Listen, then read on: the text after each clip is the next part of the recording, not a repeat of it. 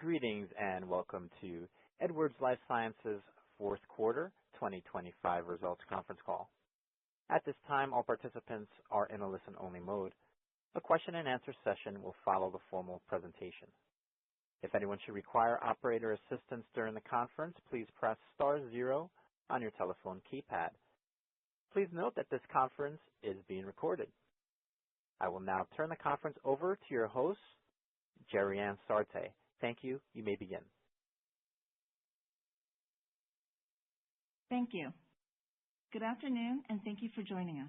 This is Gerianne Sarte. I am the incoming Senior Vice President of Investor Relations.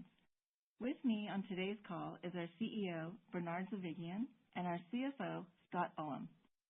Also joining us for the Q&A portion of the call will be Dan Lippis, our Global Leader of TAVR, and Daveen Chopra, who has global responsibility for TMTT, surgical, and IHFM. Just after the close of regular trading, Edwards Lifesciences released fourth quarter and full year 2025 financial results. During today's call, management will discuss the results included in the press release and accompanying financial schedules, and then use the remaining time for Q&A. Please note that management will be making forward-looking statements that are based on estimates, assumptions, and projections. These statements speak only as of the date on which they are made, and Edwards does not undertake any obligation to update them after today. Additionally, the statements involve risks and uncertainties that could cause actual results to differ materially from those expressed or implied by the forward-looking statements. Factors that could cause these differences can be found in today's press release and Edwards' other SEC filings, all of which are available on the company's website at edwards.com. Unless otherwise noted, our commentary on sales growth refers to constant currency sales growth, which is defined in the financial results press release issued earlier today. Reconciliations between GAAP and non-GAAP numbers mentioned during this call are also included in today's press release. Quarterly and full year growth rates refer to continuing operations. With that, I'll turn the call over to Bernard for his comments. Thank you, Gerianne, and welcome everyone. I am pleased to introduce Gerianne Sarte as our new head of investor relations at Edwards. Gerianne has an extensive background in medtech and as a leader in our global finance organization prior to moving to this new position. You will be seeing and hearing from her going forward, and I know she looks forward to getting to know you. Now let me turn to discussing Q4 and 2025 results. We delivered a strong quarter, growing at 11.6%, and a strong full year 2025, growing at 10.7%. This is the result of our differentiated strategy with a clear vision around three key elements: focusing solely on structural heart, solving large, urgent, and very complex patient needs, and pursuing unique opportunities to innovate and lead. This is only possible due to our deeply experienced teams, their excellent execution, and their commitment to patients worldwide. With our achievement in 2025, we are entering 2026 with strength and momentum globally, with many growth catalysts in each area across the company. Starting with TAVR, there is a renewed focus on SAPIEN across the healthcare ecosystem, led by the 7-year PARTNER 3 and the 10-year PARTNER 2 data, which confirm the long-term durability and proven valve performance of the SAPIEN platform. This data, presented last October at TCT, reinforced the confidence physicians and patients have in Edwards TAVR and set a new clinical benchmark for safety, efficacy, durability, and lifetime management of patients. In addition, the practice-changing EARLY TAVR trial is resonating with the clinical community, starting with the guideline changes in Europe. Together, all of these will have a lasting impact on the continued expansion of the SAPIEN platform globally. Continuing with TMTT, growth is fueled by a comprehensive portfolio of repair and replacement therapies and strengthened by new options for patients. These include the launch of SAPIEN M3, the scaling of EVOQUE, the upcoming introduction of next-gen Pascal in Q4 this year, and the introduction of Pascal for U.S. tricuspid patients also in Q4. Together, these are significant advancements for mitral and tricuspid patients and represent large opportunities to achieve our $2 billion revenue expectation for TMTT in 2030. Overall, for Edwards in 2026, we have increased confidence in meeting our 8%-10% sales growth guidance, as well as in our EPS guidance. We are looking forward to an updated national coverage determination for TAVR, which may present a potential tailwind later this year, recognizing that our impressive results in 2025 have set a higher bar for 2026, especially in the second half. Long term, we are well positioned to execute our compelling growth strategy, and specifically over the next 3 years, we will be pioneering new therapies, launching next generation of existing technologies, as well as expanding indication to impact more patients.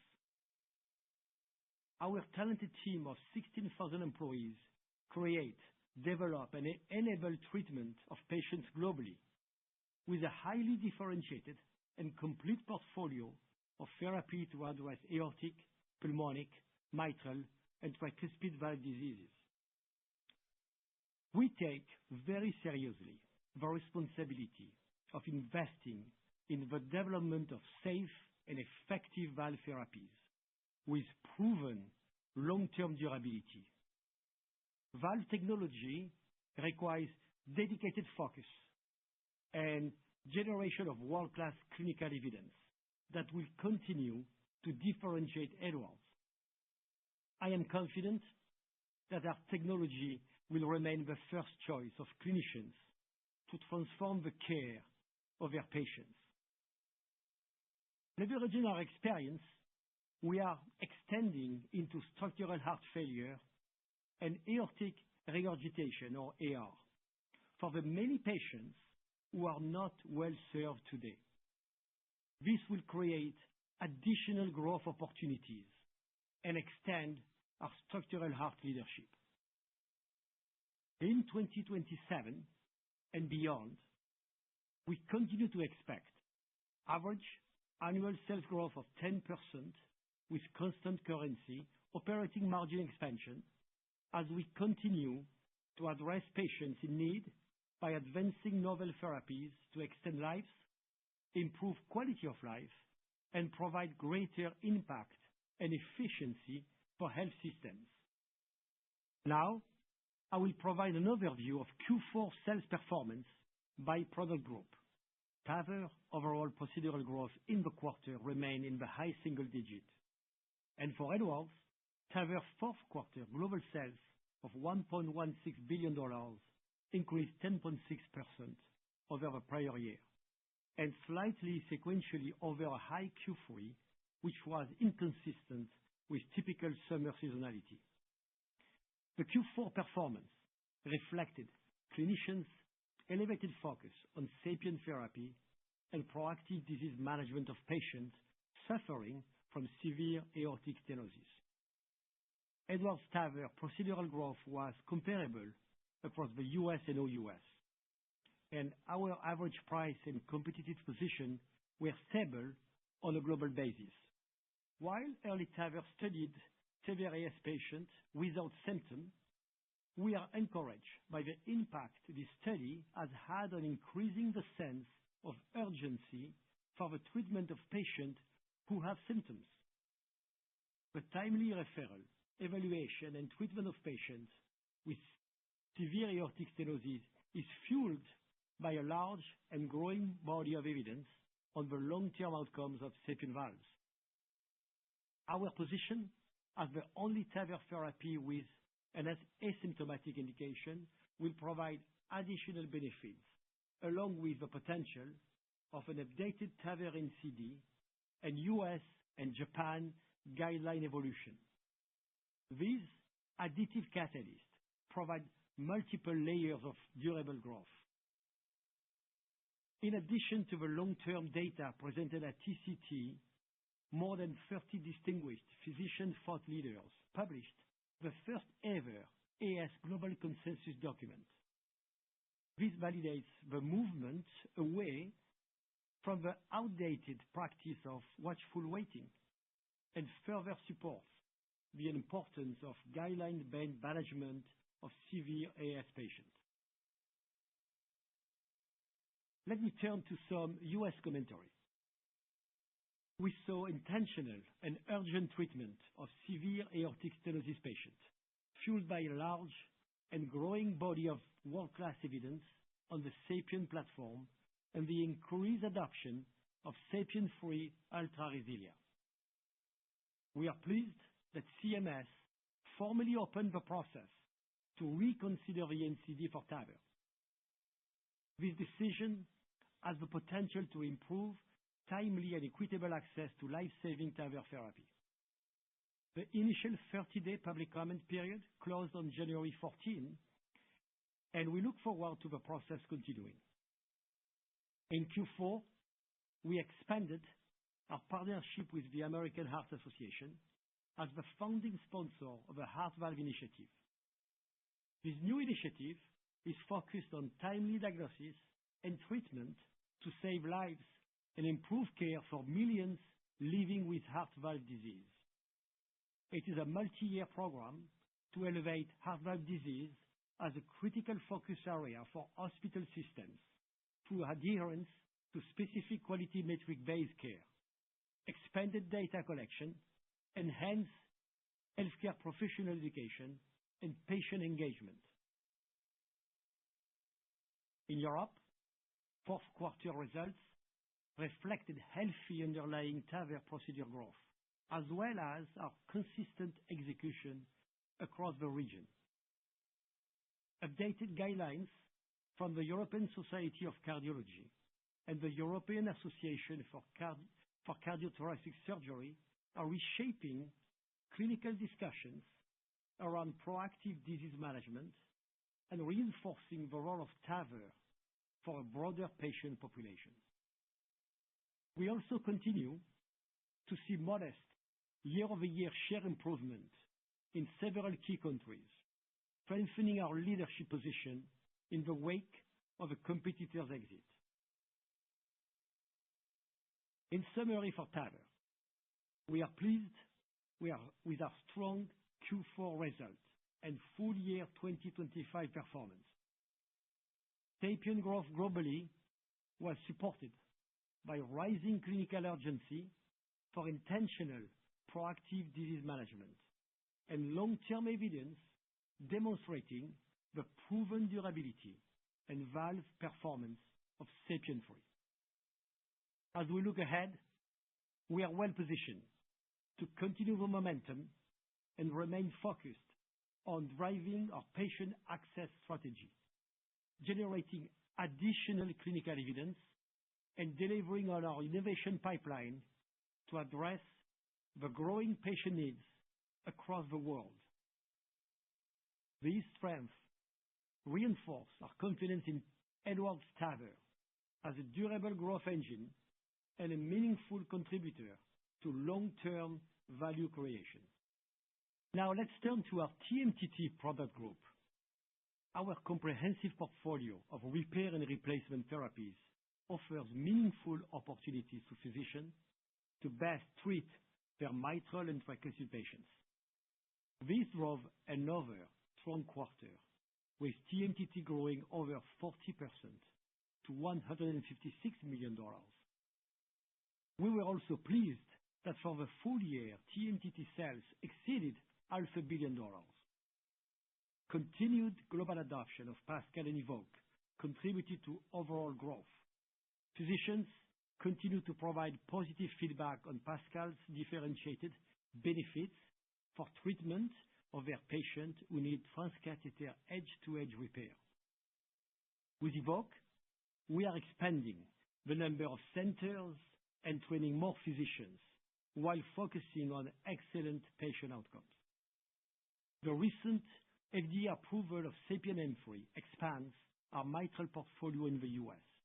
and represents the first transcatheter replacement option suffering from mitral disease.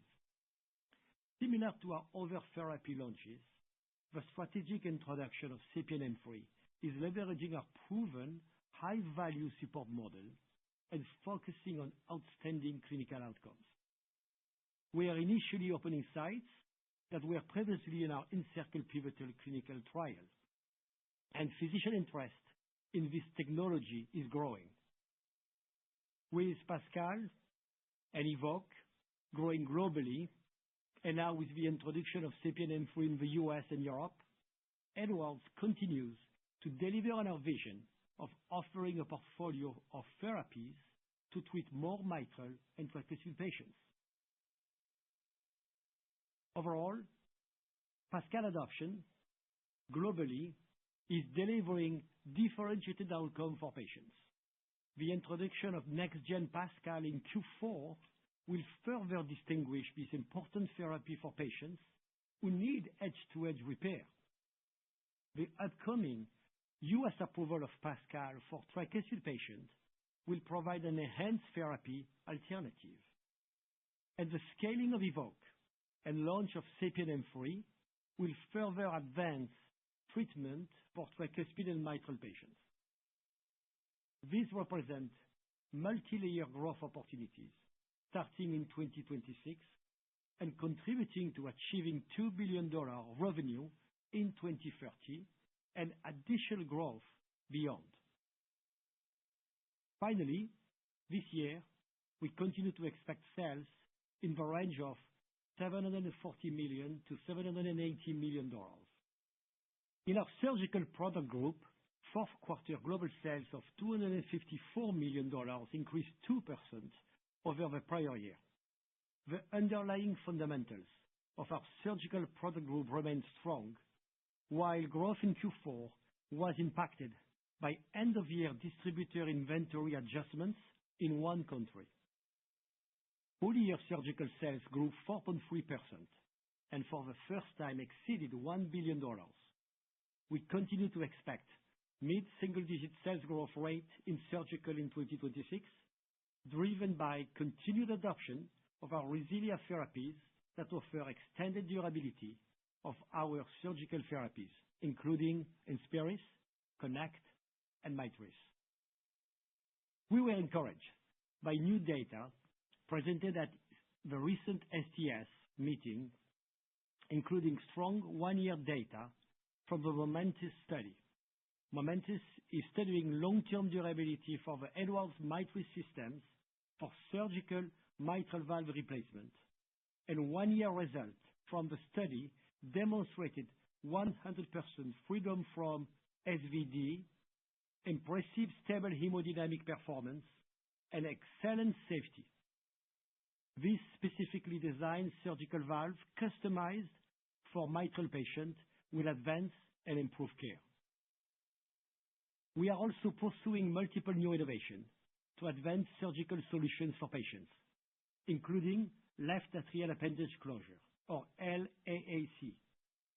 This is a new therapeutic area that is a complementary solution to specific valvular procedures, and we are planning on a preliminary introduction of our new surgical LAAC technology later this year. In summary, we still expect to deliver our mid-single-digit sales growth rate guidance in 2026. And finally, we are looking forward to seeing 10-year data from our COMMENCE trial at the AATS conference in May, studying long-term durability of our best-in-class RESILIA tissue. And now, Scott will cover the details of the company's financial performance. Thanks, Bernard. Today, I will provide a wrap-up of 2025, including detailed results of our fourth quarter and guidance for the first quarter and full year 2026. We were pleased with our better-than-expected Q4 sales performance, with strength across all product groups. Total sales of $1.57 billion grew 11.6% year-over-year. Our adjusted earnings per share was 58 cents. This lower than expected EPS was driven by higher spending on patient access initiatives and a higher than expected tax rate.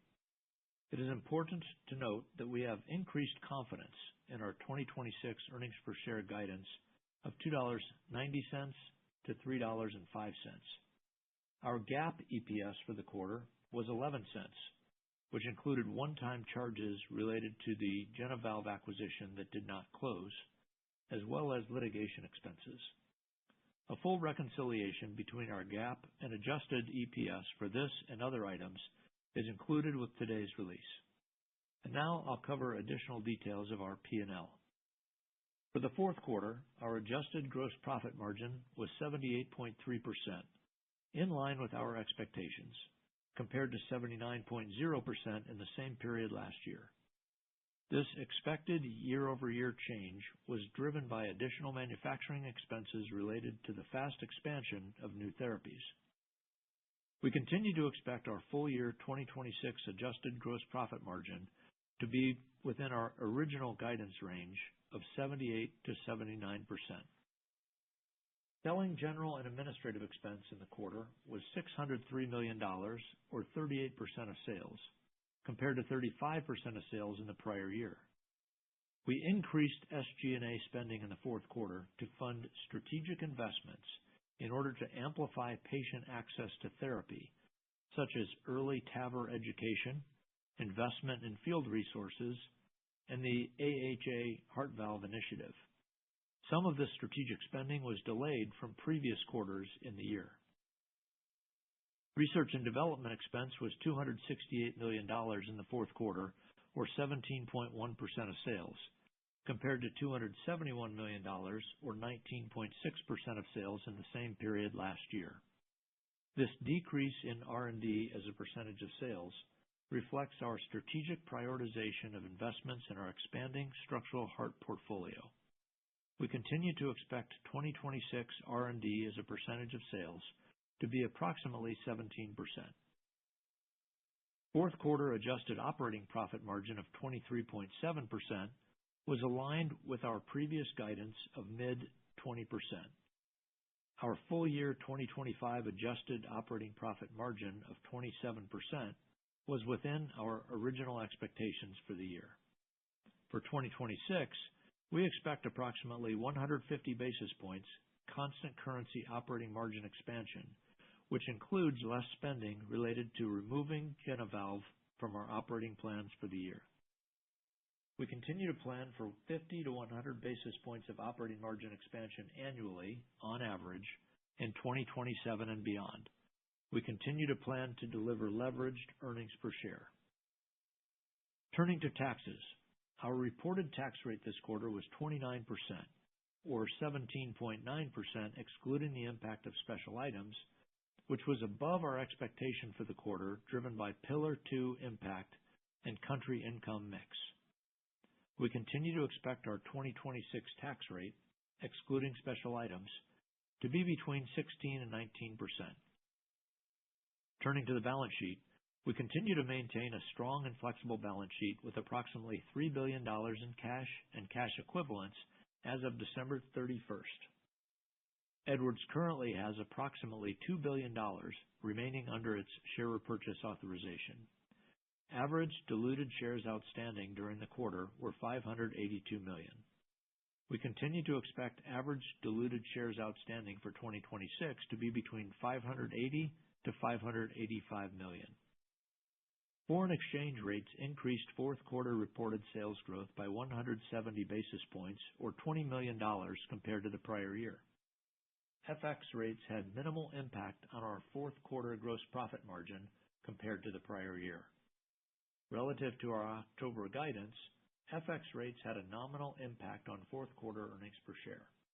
At current rates, we now expect FX to have an approximately $40 million upside to full year 2026 sales compared to the prior year. I'll finish with comments related to our outlook.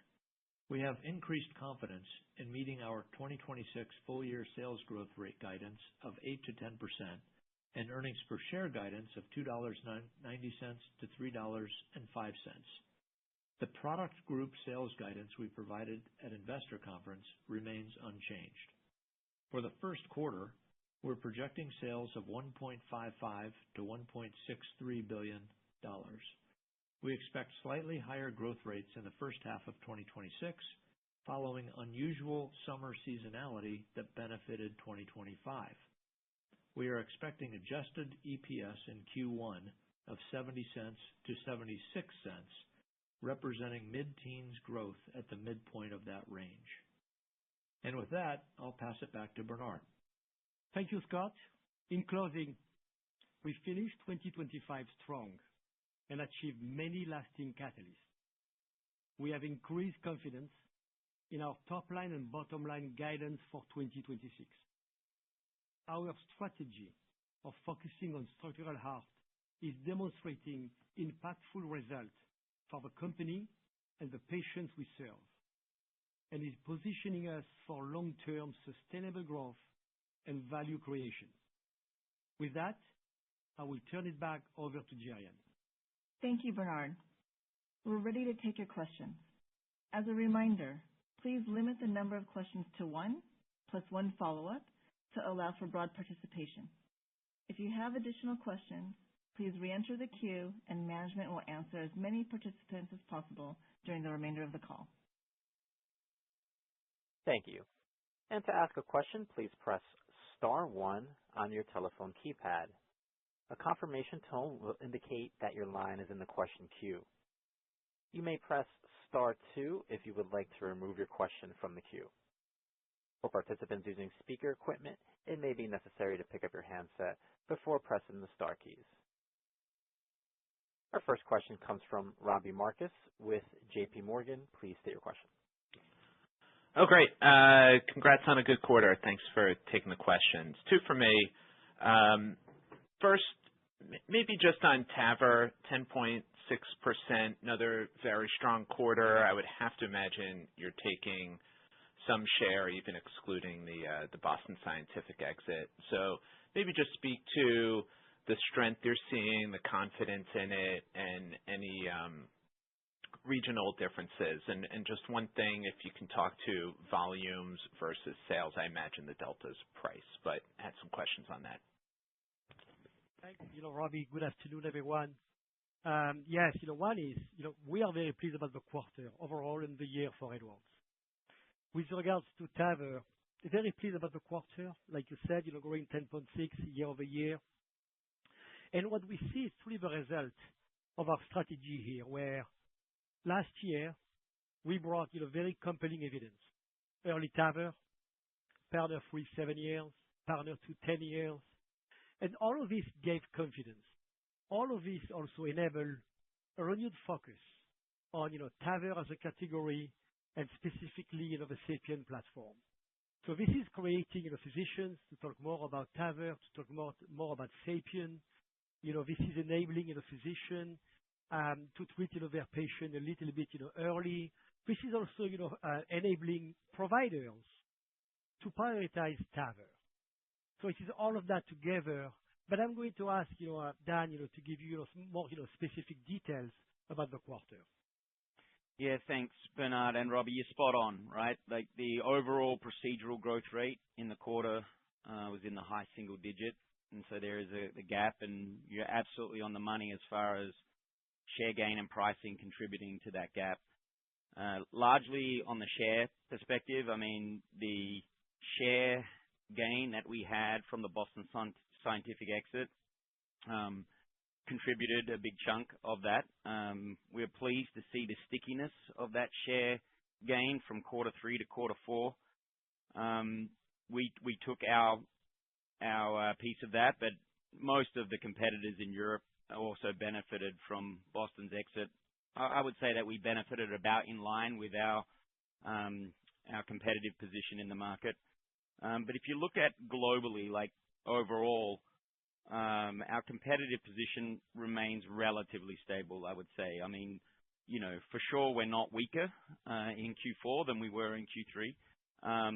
But another piece of this is F3UR penetration, right? And we continue to see very strong adoption of this outstanding platform. A lot of positive feedback from physicians, and so this is also contributing, like you mentioned, a little bit on the price side. Great. Maybe Scott, just if you could talk to the increased spend on market access you highlighted in fourth quarter. Step up in SG&A was roughly $100 million, which is pretty substantial. So maybe just dig into that. Where'd the spending go, and how should we think about that rolling into? Do we think of that as a one-time cost? Thanks.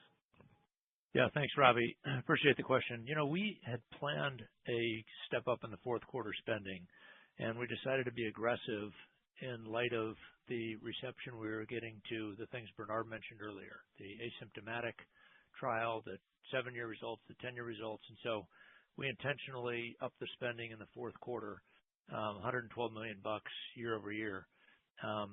We were still in operating margin terms in the area that we had expected for the fourth quarter. So we had said mid 20%, and that was sort of in the range of where we came in.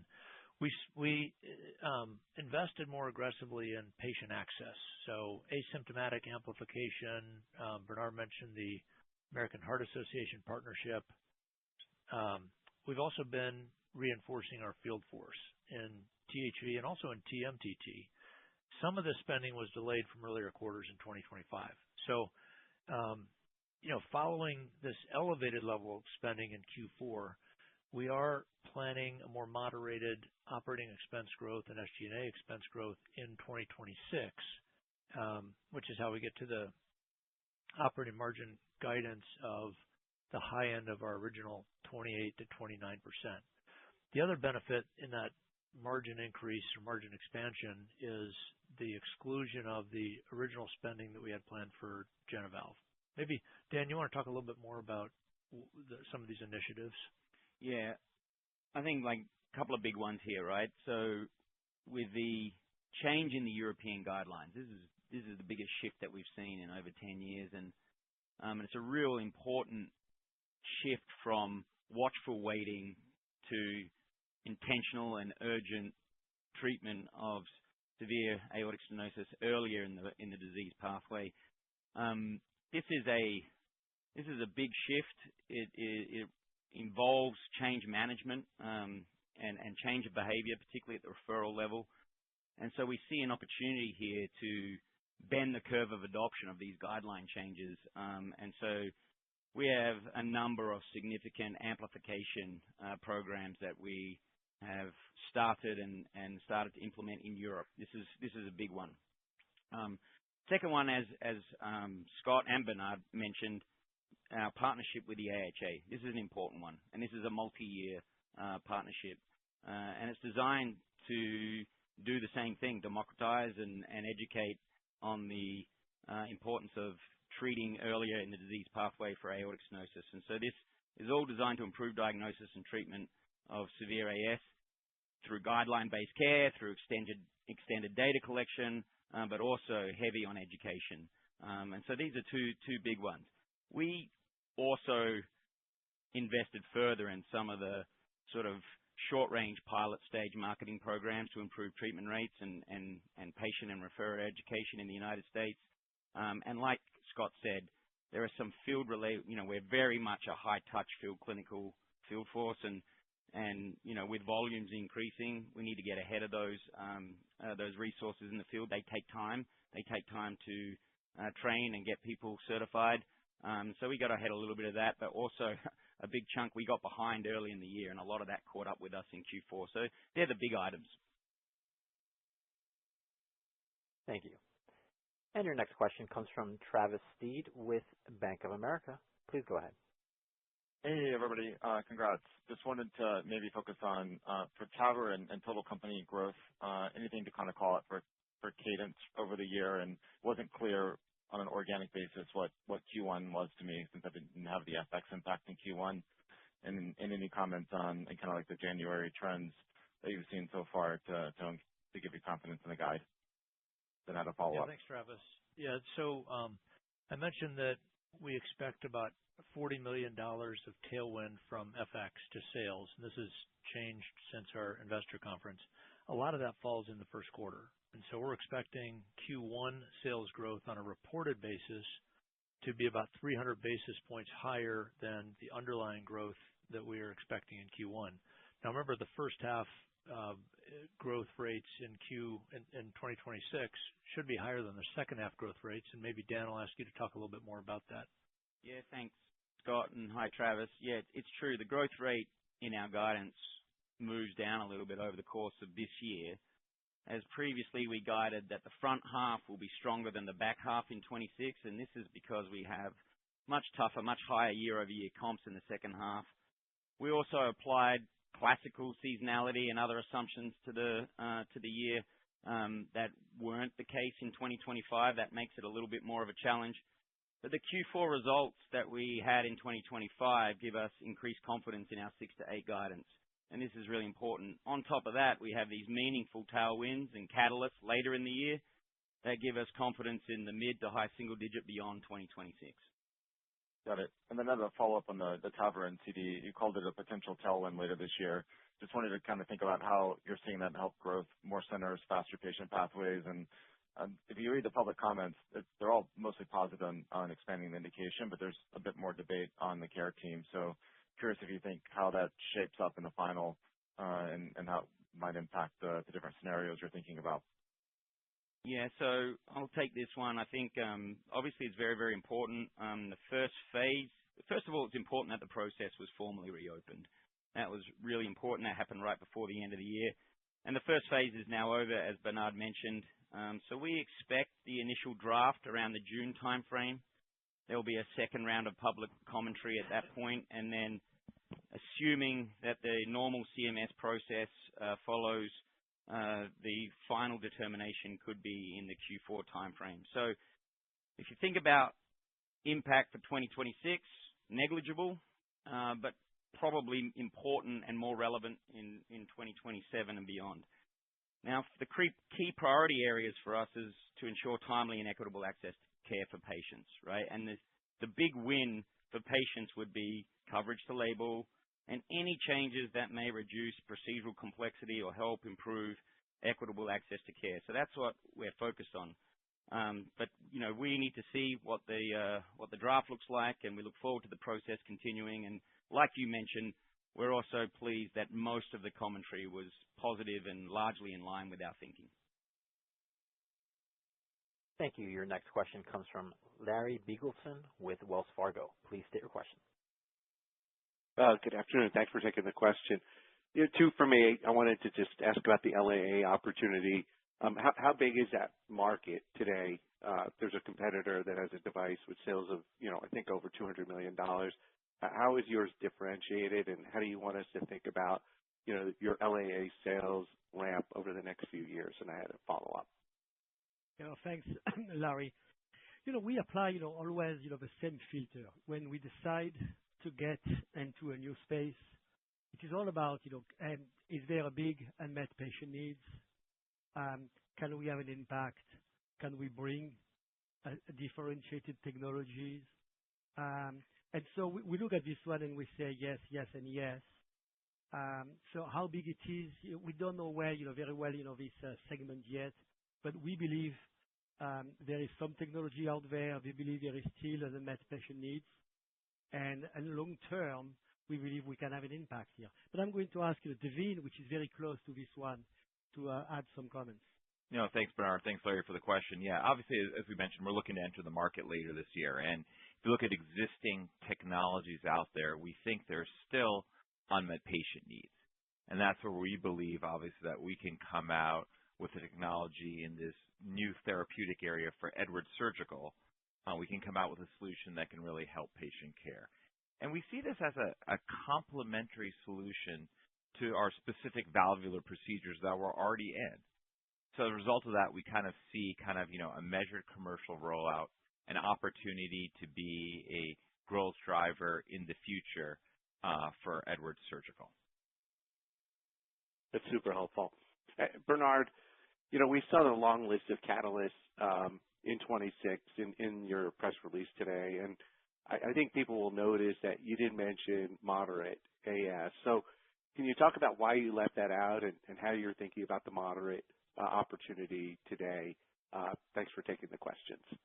Thanks, Larry. I'm glad you saw the long list, and indeed it is a very long list. And let me first talk a little bit about why all of these catalysts, and then I will get to your question about moderate. The list is very, very long because of our very unique strategy, where we invest early, we are very committed, we have a flawless execution. I'm sure you have seen that. The kind of result we have had in 2025 is pretty spectacular.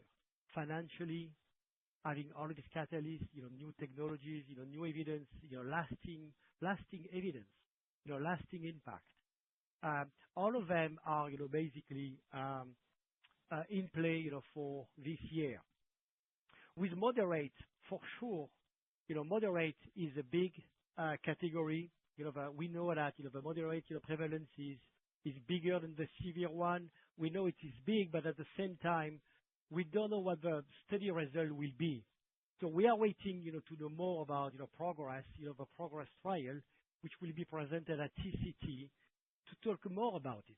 What the list, what you have seen is where we know for sure when it is coming and the type of impact we are going to have. Progress and moderate, big opportunity. We don't know yet the study results.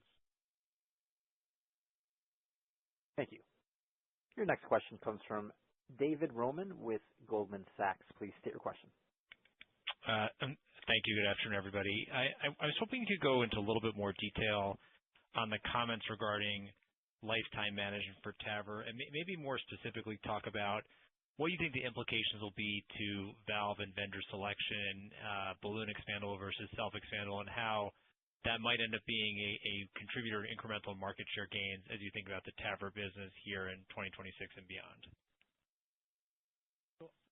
I know that Dan has a lot of passion about this one, so I'm going to let Dan talk about this. You're on the right point, David. I mean, look, the evidence, and when I say evidence, I'm talking the early TAVR evidence, the sub-analyses from early TAVR, the evidence that the likes of Philippe Genero has published now on acute valve syndrome, and then you've got Partner 3 and Partner 2 long-term data on top of this, all pointing to the fact that you're going to get a better clinical and economic benefit if you treat earlier in the disease pathway. This is a huge shift, and it changes the conversation between doctor and patient.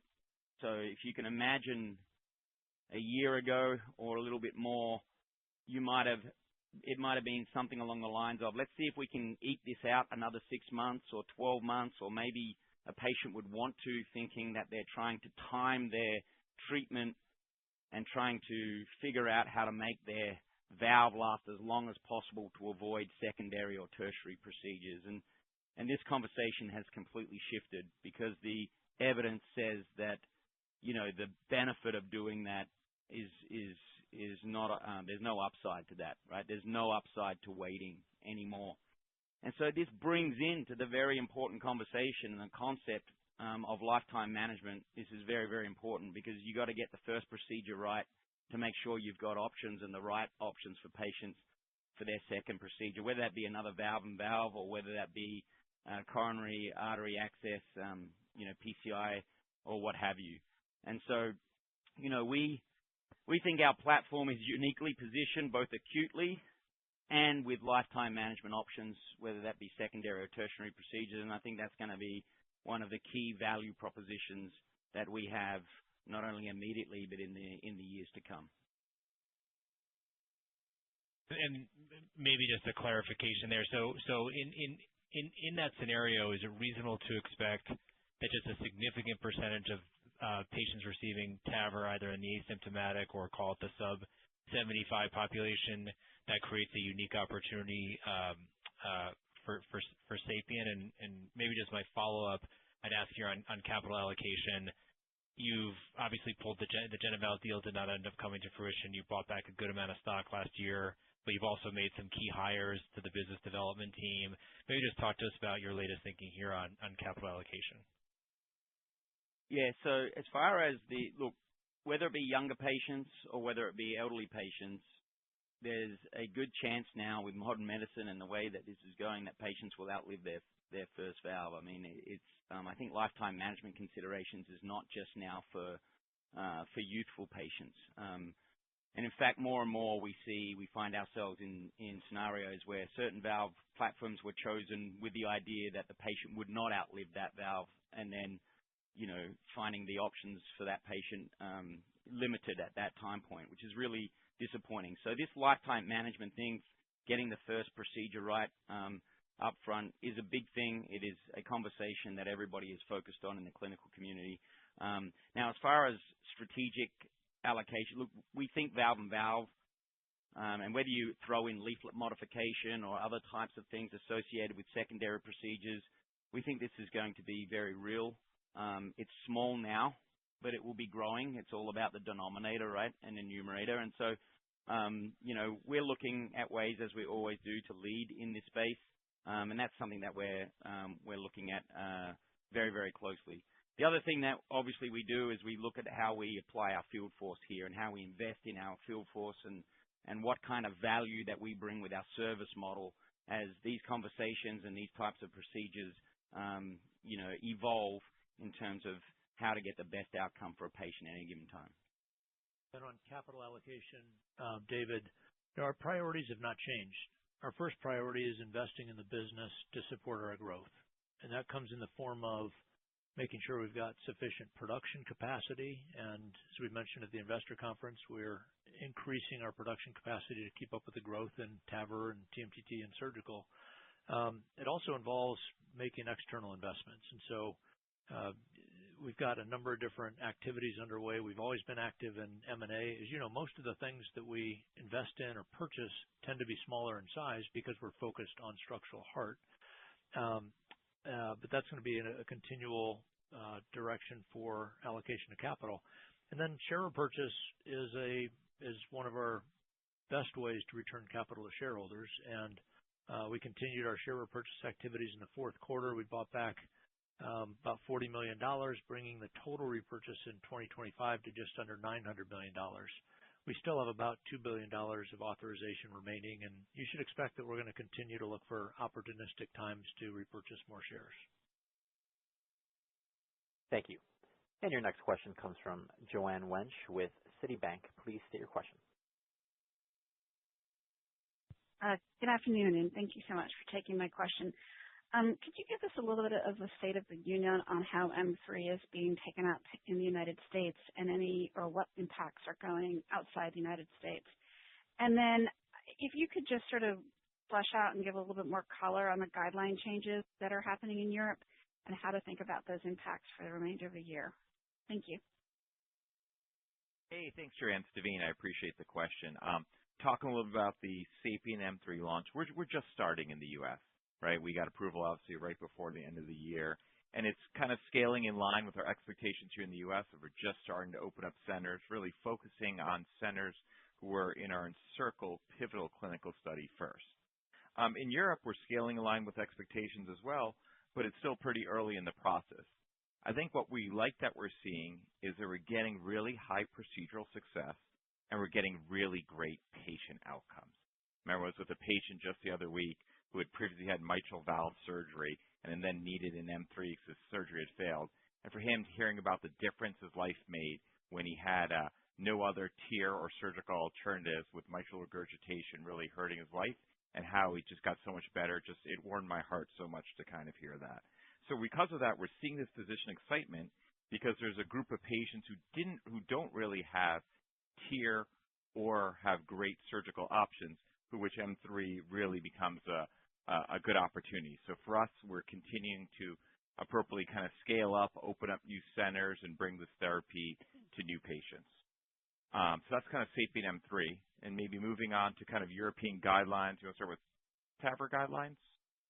Or the European guidelines, or I can talk about the FMR guidelines a little bit. So, yeah, so on the European guidelines with FMR, they're now class 1 for for functional mitral regurgitation, for reduction of heart failure hospitalizations.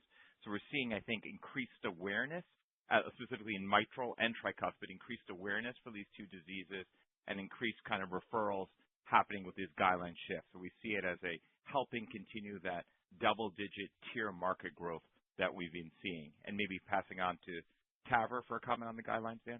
Yeah, Joanne, as you may recall, the guidelines on the TAVR side changed in a meaningful way on two fronts. One is they reduced the age recommendation for TAVR, going from 75 to 70, right? That's one big element of the change. And then the other element was, this whole concept of recommending proactive disease management regardless of symptom or heart function. So this is, basically changing the dogma of watchful waiting in Europe. And so this is a huge shift. Now, that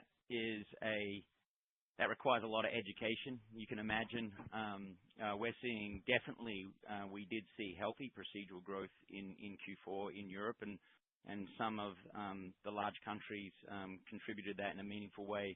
But the way that we look at this is the guidelines won't be a light switch, whether it be in Europe or the US or Japan, but give us an opportunity as those get disseminated, as those get democratized and then put into practice.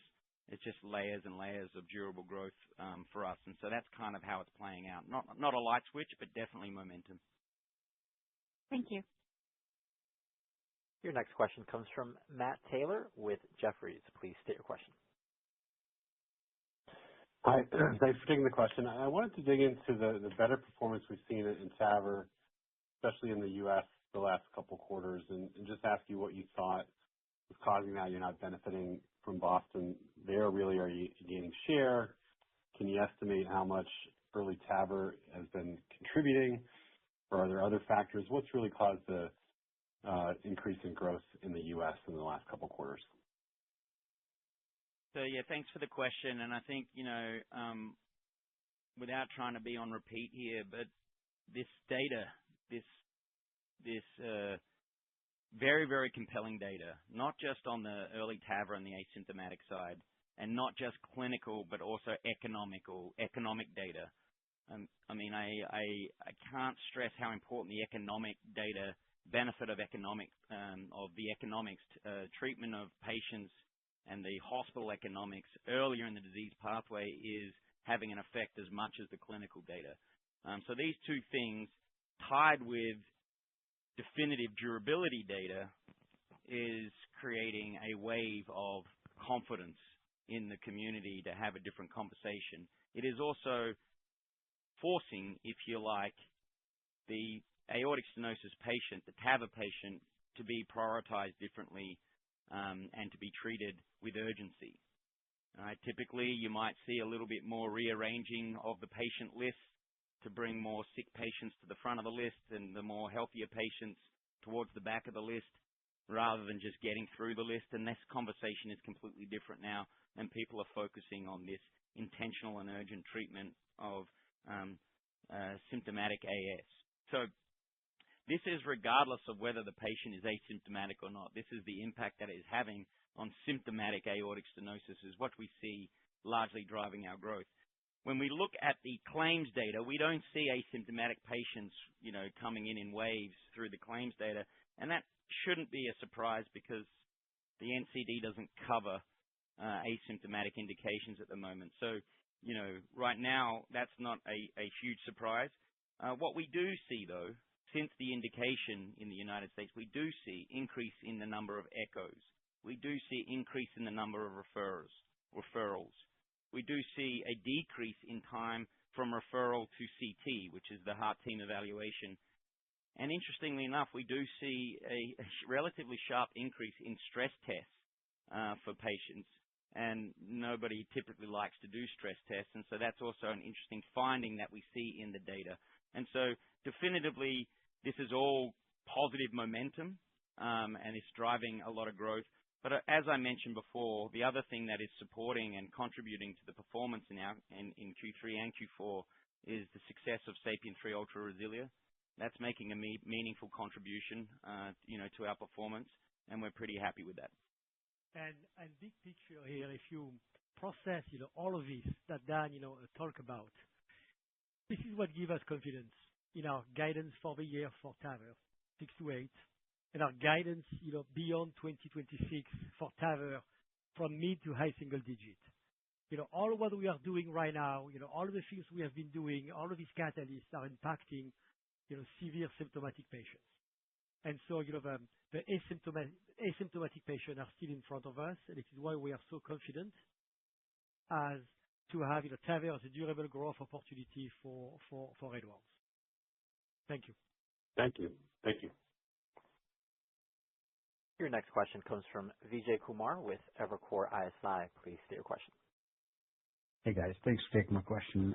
My first one was quick housekeeping. Scott, I think you called out TAVR was impacted by some distributor adjustments.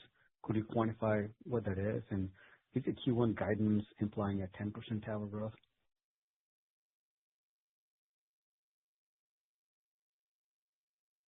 Sorry, Vijay, could you say that the first part of your question one more time, please? Sorry. On TAVR, you called out a distributor impact in Q4. Could you quantify what the impact is? Are those sales coming back in Q1? And just curious on what gets us to Q1 sales guidance. Is it TAVR? Are we modeling TAVR of 10% growth? Yeah, sure. Thanks for the question. Yeah, the surgical inventory adjustment was in one country. It was at the end of the year, and it was really adjusting inventories in the distribution channel. In China, we go through distributors, and we worked very carefully on managing inventory levels. And so this is just something that we did at the end of the year. We still expect mid-single-digit growth from surgical in 2026 and beyond. So think of this as a one-time event. Sorry, Q1? Yeah. So Q1, the guidance implies, I mentioned before, on a reported basis, about 300 basis points higher than the underlying growth guidance. We haven't broken out specific underlying growth guidance, but know that the growth in the first half of the year is higher than the growth in the second half of the year. And overall, we're increasingly confident about the 6 to 8% full-year growth guidance for TAVR. That's helpful. And then maybe one on the moderate AS. What is, I guess, the right way to think about moderate AS? When these patients are untreated, right? Do they look like low-risk TAVR patients? Is this asymptomatic TAVR patients? What's the right way to think about moderate AS, and what's the underlying mortality rate in untreated moderate AS patients? Maybe let me start with Vijay. And first, when we decide to start a big pivotal study, randomized study, multi-year randomized studies like this one, it is because we believe, we can show the benefit to patients. It is because we believe it is a big opportunity. It was because we believe in that case, SAPIEN 3 will have a big positive impact on these patients. So that's, just to make sure that, you feel, our confidence and our belief, behind, progress and the moderate AS patient population. Having said that, we know the importance of highly scientific clinical studies, and as a company relying a lot on world-class evidence, we are trying not to talk a lot about, before having seen the results. We know the importance of it. But so it is why, some studies are more, like, post-market studies, marketing studies. So people, have a freedom to talk about it. And here, we want to have a very high bar in terms of clinical evidence. So we have confidence, belief. It is a large patient population, and we are going to wait, TCT to share more about it. Now, Dan, do you have anything that you want to share in addition to what I said here? Yeah, the only additional color that I would say is we learned a ton from our asymptomatic early TAVR trial about how unpredictable the nature of the disease is. And this whole idea of that it's a progressive, predictable disease has been thrown out the window even on early TAVR. And, this is not an asymptomatic trial, right? Progress is not asymptomatic, moderate, right? So we're talking about a symptomatic patient population. And we don't know the results of the trial. We don't know what it looks like. What we do know is it enrolled very fast, right? And that's usually a bit of an indicator of things. And so, we're excited to sort of just learn more about how this can inform, this patient population and how, transcatheter therapies may fit into this. But until we see the data, until we, get past TCT, there's not a lot more to add. Thank you. And ladies and gentlemen, we have reached the end of the question and answer session, so I will now hand the floor back over to Bernard Zovighian for closing remarks. Thank you. Yes, thank you so much. Thanks for your continued interest in Edwards. Scott, Jarian, and myself welcome any additional questions by telephone. Thank you so much, and have a great rest of your day. Thank you. And this concludes today's conference. All parties may disconnect. Thank you.